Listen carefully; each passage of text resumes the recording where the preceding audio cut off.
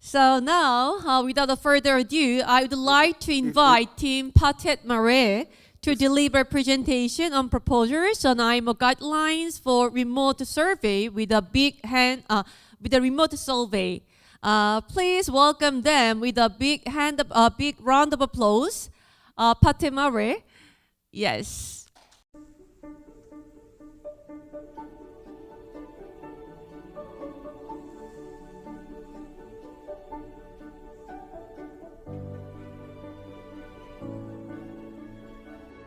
Great to see everyone, we are Team Patet Mare. As you can see, our team sort of started from obscure urges. But we made it and we armed with dexterity. So it was over there. From our uncertain undertakings to now shaking with nauseating nervousness. Please give it your all and have no regrets.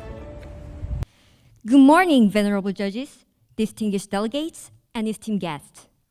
We are Team Patet Mare, and it is our honor to present our proposal on IMO guideline for remote surveys. Our presentation consists of 4 sections. First, we will introduce remote surveys, how they emerged, and how they change throughout their implementation. Second, we will discuss a few different points about remote surveys, including the progress of remote survey guidelines, the necessity of remote surveys, the improvements to previous guidelines, and which strategic directions are applicable. Third, we will present solutions to 2 of the most pressing problems that are hold back remote surveys. Finally, we will close by mentioning how our proposal aligns with the United Nations Sustainable Development Goals. So let us begin. Our team's second delegate will provide a wonderful introduction.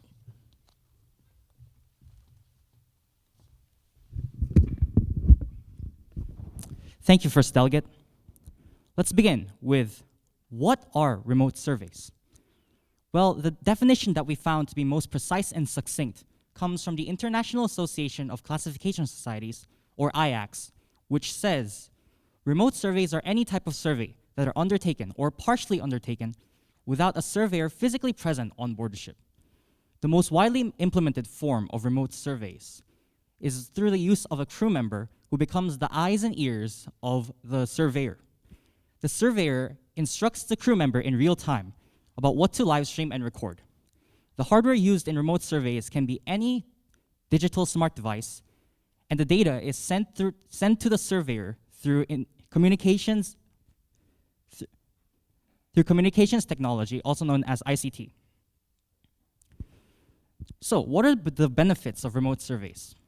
The largest advantage of remote surveys, and the reason they were implemented in the first place, is because they can eliminate the risk factors that are presented in both exceptional and normal circumstances. The exceptional circumstance we are all familiar with as COVID-19. The virus actually was a catalyst in the first few remote surveys being performed.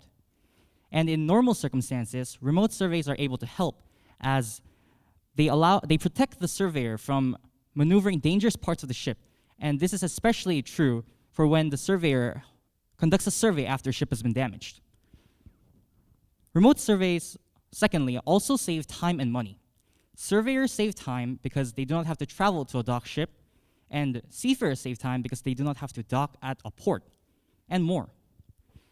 The final advantage of remote surveys is that they have a technological utility. The results of remote surveys can be easily accessed as signed certificates can be issued electronically. Furthermore, implementation of remote surveys can further advance the remote survey technologies. Now, these are the list of eligible survey items for remote surveys. This is a table from the IACS's Unified Requirement Z29. And as you can see, it covers a few occasional surveys, some postponement surveys, and some other niche ones. Now, what's interesting to note about this is that not a lot of these items require live streaming, which means that if we add on live streaming and we take into account technological advancement and the collection of empirical data, then we can conclude that this scope can be readily expanded even more. COVID-19 proposed an unprecedented challenge to the maritime industry. And in that wake, many organizations, including the International Maritime Organization, allowed extensions on certificates. It was a wise choice at the time that allowed that lessened the burden that COVID had caused. However, many of these organizations were also concerned with the fact that extensions on certificates without performing surveys were compromising the safety of seafarers out at sea. Now, that's when recognized organizations, classification societies, and maritime organizations were all looking for an alternative. That's when remote surveys appeared, and classification societies began to test their possibility. At the time, though, no remote survey guidelines existed. And the first remote survey was performed by DNV on October of 2018. That was enough for classification societies to see the potential of remote surveys and to chase after it and get working on acceptable guidelines. Thus, the first remote survey guidelines was born. This remote survey guideline by the American Bureau of Shipping was released on April 10 of 2019. And this document defined remote surveys as remote executions of select surveys with verifications through digital documents. And this document also only had 5 remote survey items listed. Needless to say, it wasn't very refined or detailed, but it was a start nonetheless. The next notable remote survey document that we will talk about is by a South Korean government ministry. The Ministry of Oceans and Fisheries actually enacted contingency guidelines for ships and seafarers against COVID-19 on April 6th of 2020. Now, this is notable because a government ministry had deemed remote surveys a feasible replacement for onboard surveys. Now, before we get to the last remote survey guidelines, here's a timeline of how remote surveys progressed. As you can see, what's interesting is the first remote survey and the first remote survey guideline were both performed by members of the IACS. That means the IACS has had 4 whole years to conduct and implement remote survey guidelines until they came up with the Unified Requirement Z29. This document was released on March of 2022 and will come into force on January 1st, 2023. Now, our third delegate will provide a wonderful discussion.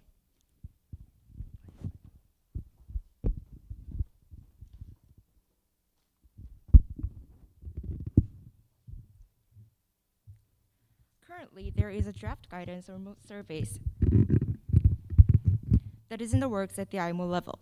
Although the draft itself was created by the IACS, the first proposal came from an individual country. During the Maritime Safety Committee's 102nd session, the Republic of Korea proposed the development of guidance on remote surveys. This proposal was the first instance a country proposed that the implementation of remote surveys would be discussed at the IMO level. During the 104th session of the MSC, the Republic of Korea submitted a proposal once more. This time, it proposed a new output to develop guidance on remote surveys. As evidently presented in paragraph 15.5 of the document, the committee did agree to include the development of remote survey guidelines as a new output. The output in question eventually became Output 1.18 of Strategic Direction, one first included in the revised strategic plan for the organization for the 6-year period 2018 to 2023, released on November 12, 2021. Finally, we reached the subcommittee on implementation of IMO instruments and the document that was submitted, which we'll refer to as the IACS draft guidance. The IACS created this draft using the experience gained from developing URZ29 and the 4 years of conducting remote surveys. The IACS draft guidance is an improved version of URZ29. This document is what our team has used as the foundation of our proposal. However, before talking about the amendments, there are a few other things to discuss. An important question is, why are remote surveys and their guidelines necessary? And are they truly urgent? To answer these questions, we need to reflect on how remote surveys emerged.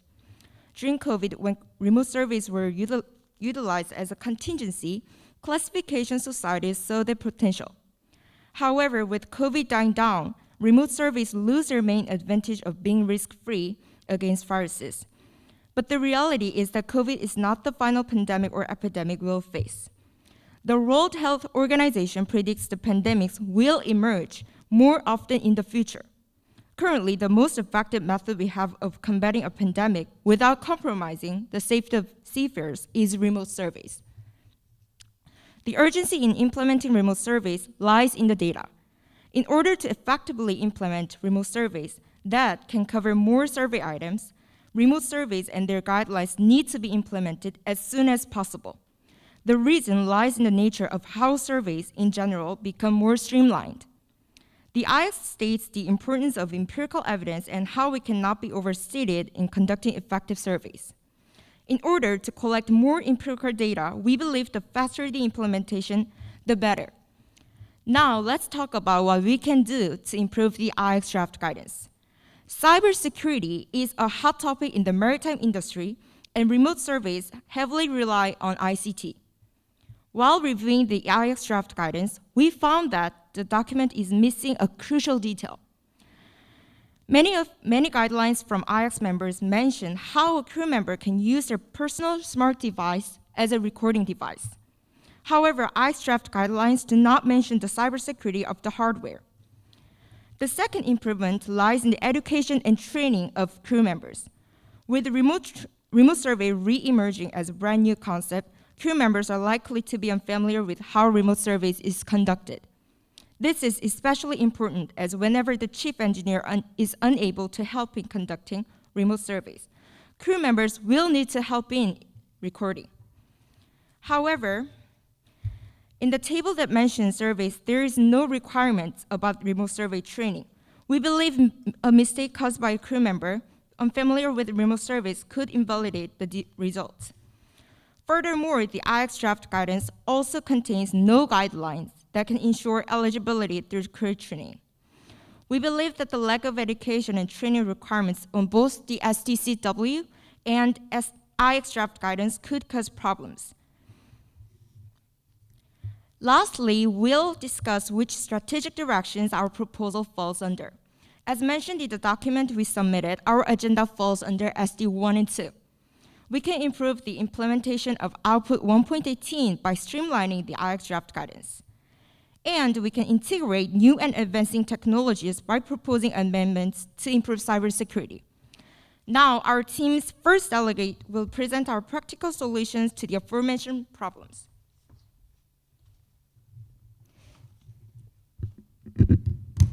We will start off with our amendments for cybersecurity. We observe a crucial detail missing in the IX draft guidance that has to do with the hardware used in remote surveys. If the hardware used was not created with the primary purpose of video and image capturing, or it can have other applications installed, this device is most likely to have had multiple other applications downloaded throughout its use. Additionally, the device may have visited unsafe websites or may have connected to unsafe Wi-Fi networks. In any of these cases, a Trojan might have been introduced to the device. A Trojan could potentially steal the data on one's device, so we came up with these amendments. Devices that fall under our description must not vulnerabilities exposed through previously downloaded application or unknown network connections before being used to conduct surveys. Furthermore, a thorough scan of the device through the use of the trustworthy antivirus software is necessary. The next amendment we propose bring a new section to the IX draft guidance. We previously discussed that due to how remote surveys take more time in the preparation phase, if a completed survey were to be invalidated, it would be a substantial waste of time. The lack of requirements in the STCW code gave us a chance to amend the IX draft guidance. These are the guidance that we have added to the IX draft guidance. The minimum requirements that a seafarer must undergo is centered on making a crew member more transparent and precise. Specifically, it considered prevent actions that would harm the trust of the surveyor as paramount. Throughout our presentation, we can have covered remote survey extensively. We look back at how remote survey guidelines have changed over the years, and we went through the current progress of remote survey guidelines. We presented our amendments to those guidelines, and we talked about our urgency and necessity. We will close by informing you that our proposal falls under United Nations Sustainable Development Goals, number 9, Industry, Innovation, and Infrastructure, as remote survey promote inclusive and sustainable industrialization and foster innovation. Our team invites the IMO to consider hastening the implementation of remote survey guidelines and the III to consider our amendments to the IAC draft guidance. We appreciate your undivided attention, and we hope that our proposal can assist the IMO in creating effective remote survey guidelines. Thank you. Thank you. Thank you, Team Patet Mare, for your presentation on enlightening us on the factors to be considered when the remote survey is adopted, not only for the COVID pandemic but also for the post-COVID pandemic era. Now let us open the floor to the judge first. Yes. Okay, can please. I have 1 minute? Yeah. Yeah. Thank you. 1 minute. Thank Right, you. Thank you, For Judge. the active discussions and Q&A sessions, when you make a question or a comment, please try to finish in a minute. Thank you. And all the team, when you answer to the questions or comment, also you try to finish within 1 minute. Right? Okay, thank you. Go ahead. Okay, congratulations to your excellent presentation. I have one question about your idea. You are suggesting more a remote survey in IMO surveying regime, but you highlighted many advantages of remote survey, but you didn't highlight any disadvantage of remote survey or advantage of a conventional surveying system. Considering all the advantages and disadvantages, there are many disadvantages also in remote survey in a real situation. So you highlighted the reason you are proposing this remote survey with the COVID-19 outbreaking, but let's say we are now post-COVID-19 era. Do you still suggest the remote survey to be more widely used in the maritime industry? Thank you for your question, Judge. Our team's answer to that question is yes. We are completely familiar with the limitations that follow remote surveys, and specifically the problems that we didn't mention, aside from cybersecurity and eligibility lacking because the training of the education of the crew is missing a detail. We're also aware of the extra burden that remote surveys can put on crew members and how remote surveys can be invalidated much more easily than compared to regular surveys.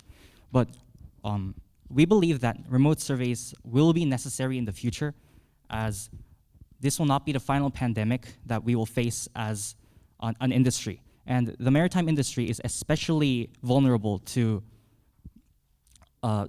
very vulnerable to exceptional circumstances such as COVID-19. And so in order to make sure that we have a great system in place already when the next pandemic comes, because we know that it will come, we believe that it is important to test these remote surveys while we have the extra, while we are more able to interpret the data that comes through performing them and implementing them.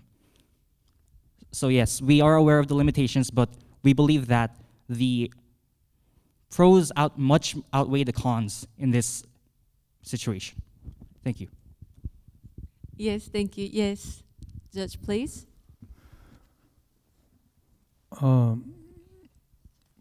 Personally, I'm I was very happy to see this presentation because I was the right person who proposed the remote survey for the first time in the IMO in 2019 in the IMO Council.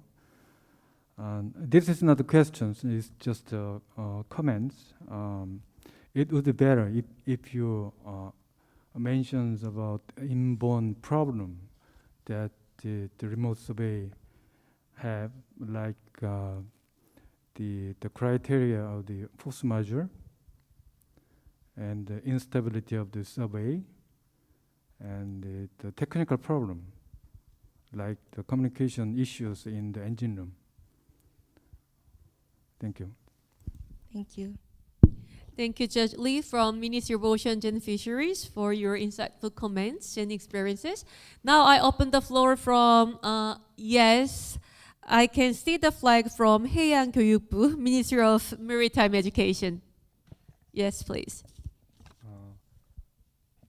We are deeply impressed for your presentation about concerning remote survey. However, we would like to express our concern on implementation of a remote survey. The ship inspection is to prevent accident by checking whether the ship is operating safely. On-site inspection are also difficult to inspect in time and reality, and it is worries whether the non-face-to-face inspection will be able to properly inspect the ship. In addition, the ship inspection includes inspection of the crew like COVID-19, and it is thought that various irregularities may occur if this is done non-face-to-face. Is there a solution to this?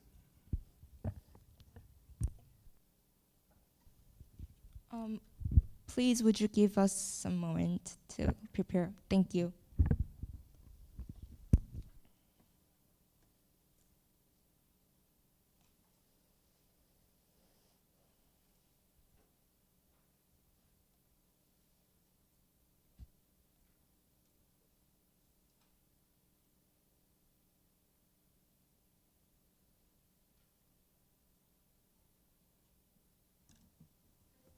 Thank you for your considerable question. There's anything that we can't fix it right now at this moment, but as we proposed, the once in the future they will need remote surveys in the future. So because we have time to prepare and do the remote surveys, our team think that implementing remote survey guidelines right now is the best idea. Thank you. If I were to add on to that answer, of course, ensuring the same validity and eligibility, a remote survey ensuring the same eligibility as a regular survey is quite a tall order, and we believe that it would not be possible for quite some time. But as guidelines are usually supposed to do, they're supposed to be written in mind of the future, and our team realizes that there's an immense potential hidden in remote surveys, and that in the future, maybe all surveys could eventually be performed remotely and through technology only. So we believe this is an important stepping stone for the maritime industry to perform better surveys and more technologically advanced surveys. Thank you. Yep. Thank you for your answer. Yeah, thank you for the comments. Then I'll now move on to the next questions. 다 함께 바다로 go to the sea together. Yes.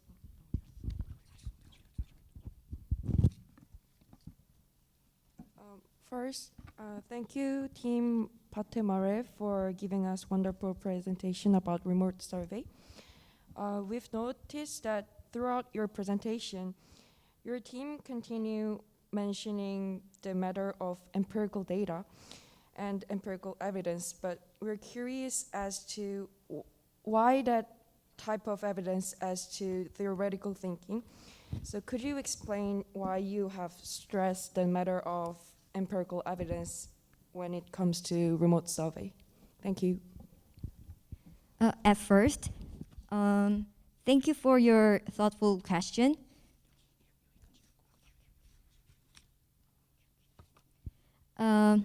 Actually, we have the document that we find the document that named classification societies, and it says classification society typically relies on empirical experience gained from classing a wide variety of ship types over many years, and that means, as we can see, the IACS regards empirical experience as a fundamental point, and they relies on that when the amending survey guidelines. Additionally, we believe that remote surveys can utilize empirical evidence better than onboard survey because due to the big data.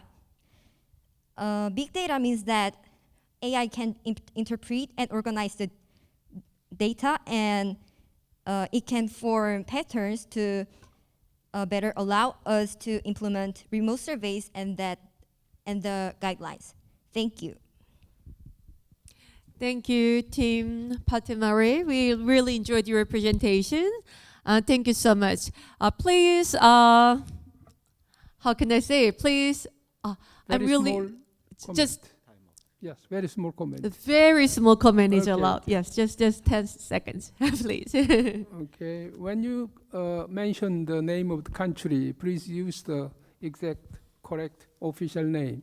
You mentioned the South Korean government. South Korea is not the exact name of the nation, especially for the international conference. Thank you. Yes. Thank you. Yeah. Republic of Korea. Yeah, thank you. Yeah, please give them a big round of applause for their wonderful presentation. Thank you.